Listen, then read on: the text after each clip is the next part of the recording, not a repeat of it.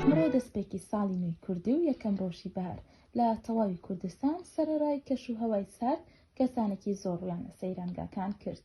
ئێرە گوندی دەرەگوڵانە لە نزیک قەزای سەی سادق کەسانێکی زۆر ئەمڕۆ لێرە ئاهەنگ و سەیرانیان کردووە. قەدری فەتاح ژنێکی دانیشتووی قەزای سەی سادق لەگەڵ کچ و کوڕ و بووگوزاوەکانی هاتووەتە سەیران. بەدار چێشتیان ئامادە کردو و هیوادارە بێتە هۆی خۆشی بۆ گەلی کورد ئەم نۆرۆزە. هاتین بۆ دەرەگوڵان بۆ خۆشی دەربڕینێک و چای و چێشتێکی چاکمان لێ ناوە بەدار. ماڵەی خۆمان کچ و کوڕ و هەمووی هاتین بۆ ئەم سەیرانە، سەیرانی نەورۆزە.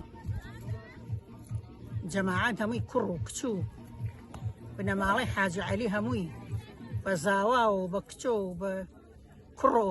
ڕۆژت ڕێبوار ژنێکی دیکەیە ساڵانە لەگەڵ خێزانەکەی بۆ سەیران و خۆشی دەربڕین دێنە دەرەوە و باز لە قورسی ئەرکی خواردن ئامادەکردن دەکات لە دەرەوە.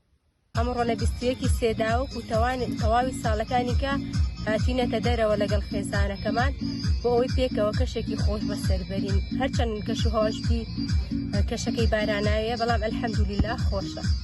بەڵێ ئەمڕۆ خواردنیشمان ئامادە کردووە، ئەرکەکەی جیاواز بۆ چونکە بەدار خواردنمان دروست کردووە. تامەکەشی جیاواز و خۆشە، هەم جەوەکەشی خۆشە. شەنگە غەریب پیرۆزبایی خۆی لە گەلی کورد دەکات و باز لە چێژی سەیران و چوونە دەرەوە دەکات لە ڕۆژانی نەورۆزدا.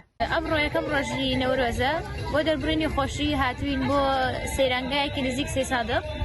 پیرۆزبایی لە هەموو گەلی کورد دەکەم لەگەڵ عائیلەکەمان هەموو عائیلەکەمان هاتوین بۆ یادکردنەوەی ئەم ڕۆژە.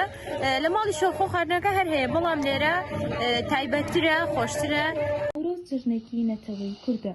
مێژووی جەژنەکە بۆ چەندین ساڵ لەمەو پێش دەگەڕێتەوە و لە ئێستادا بۆتە بەشێک لە کولتوری نەتەوەی کورد و هەموو ساڵێک یاری دەکەنەوە.